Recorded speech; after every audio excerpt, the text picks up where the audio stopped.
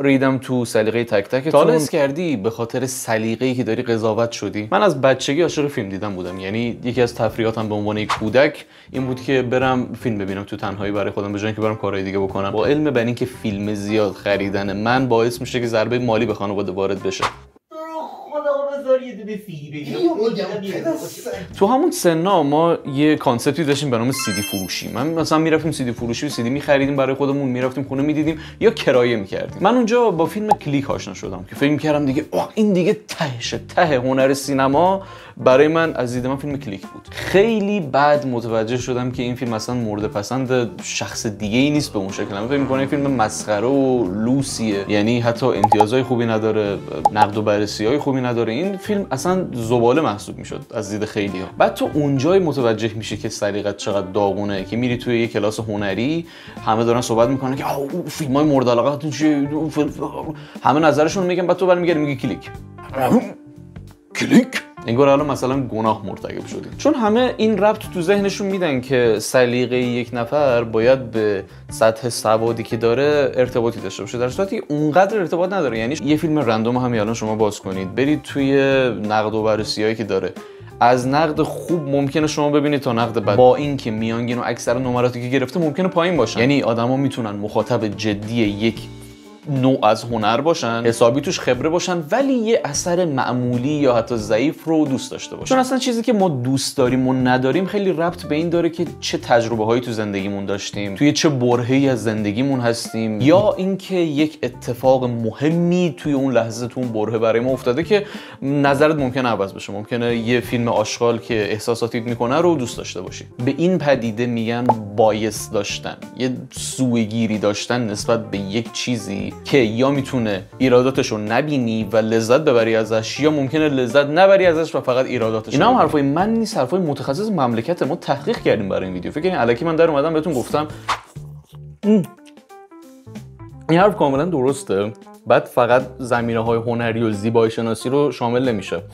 مثلا چیزهای دیگه مثل گرایش‌های فکری، سیاسی، اینا، یا حتی جنسی، کینگ کوینر هم شامل میشه. البته ببخشید ما بعد موقع مزاحم شما شدیم. کی گفتی شما مزاحمین؟ آخه انگار پای کامپیوتر مشغول کار بودین. آره.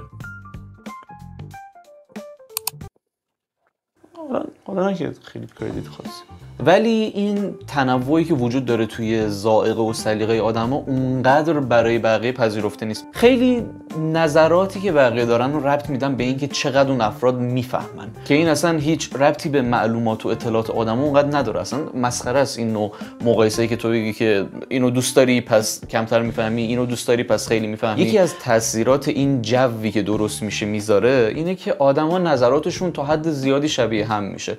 یعنی کمتر کسی دیگه جرأت میکنه نظر اوریجینال برای خودش درست بکنه. نظر اوریجینال مثل این که من فیلم پدرخوانده رو دیدم خوشم نیومده، من رستگاری در شاوشنگ دیدم خوشم نیومده، و یک اجتماع یک جمع رو وارد پدیده‌ای میکنه که بهش میگن اکو چمبرز. این مثل وقتی که فرض کنید وارد اتاق میشید، همه هم نظرن با هم دیگه، وقتی یه چیزی گفته میشه همه سرشون اینجوری تکون میدن و هیچ کس در واقع نظر مخالفی ارائه نمیکنه که ما بیایم از دیدگاه دیگه به این قضیه نگاه بکنیم، و در واقع هیچ تضاد نظری به اون شکل به وجود نمیاد و برای همین هیچ بحثی صورت نمیگیره و اصلا دیگه چیزی اضافه نمیشه به هیچ کس. بعد یه چیزی مثل اکو چمبرز رو فقط توی مسائل هنری نمیشه دید، شما میتونید اینو به هر چیزی ربط بدید. بعد اصلا همین که یه نفر یا یه گروهی با یک نظر خاصی بخواد کاری بکنه که بقیه هم باش هم نظر بشن، خودش یکم کار مسخره ایه، چون این به این توهم که فقط یک حقیقت وجود داره خیلی دامن میزنه. بعد این توهم رو هی داره تغذیه میکنه، انقدر بزرگ میشه این قضیه که اصلا طرف فکرش هم نمیکنه که یک حالت دیگه ممکنه برای یک طرز تفکر یا یک سلیقه وجود داشته باشه. بعضی از این افراطی‌ها هم جوری رفتار میکنن که الان عملاً انگار پلیس سلیقه ملتن. میگم صدا در نیاد. بله قربان، بله گرفتمش، همین حرومزاده بود ماکان، من گوش میداد.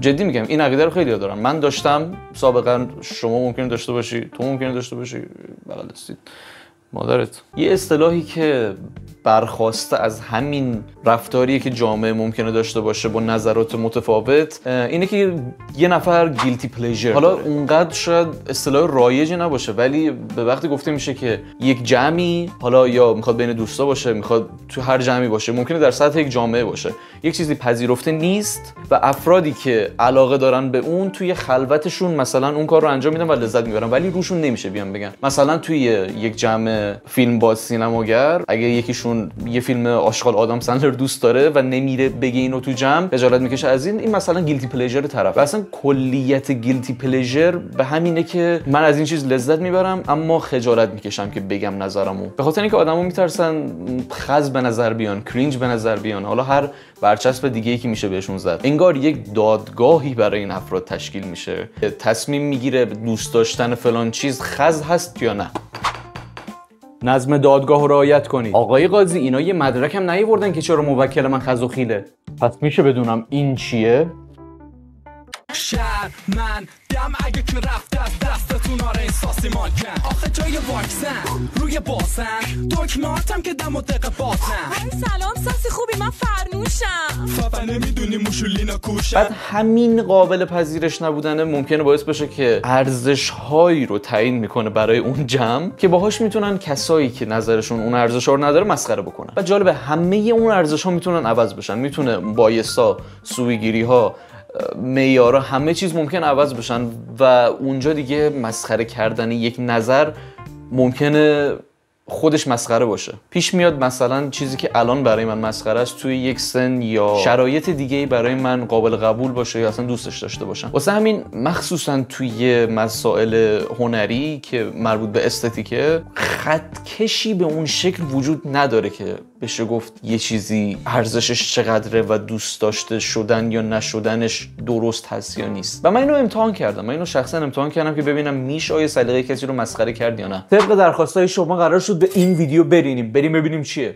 در خدمت مهمون این هفتمون هستیم. شروع نشده خوشحاله. کنیم با بریکینگ بد یا گیم آف ترونز. گیم آف ترونز کی میگه گیم آف ترونز؟ رید سلیقه‌اش دیگه نمیتونه. یا ADHD شاهین نجفی. این که اصلا آهنگه. ADHD شاهین نجفی یا آنتونیو باندراس. ADHD شاهین نجفی. ADHD شاهین نجفی. چه ربطی دارن اینا با هم دیگه؟ جواد ظریف. جواد ظریف از کجا اومد دیگه؟ جواد ظریف. بر چه اساس داره انتخاب میکنه؟ یا حامد بهداد. جواد ظریف. اجازه بدین من یه موردی که حذف شده رو دوباره وارد. من نمیفهمم ویدیو چیه. خلاصه این که اگه کسی بهتون گفت ریدم تو سلیقت یا شما ریدیم به سلیقه کسی، این یه امر کاملا طبیعیه و نشون میده که توی اون جامعه تنوع نظر وجود داره. یعنی مسیری که داره طی میشه مسیر کاملا درستیه. به عنوان جنبندی هم ریدم تو سلیقه تک تکتون و امیدوارم شما هم برینید به من.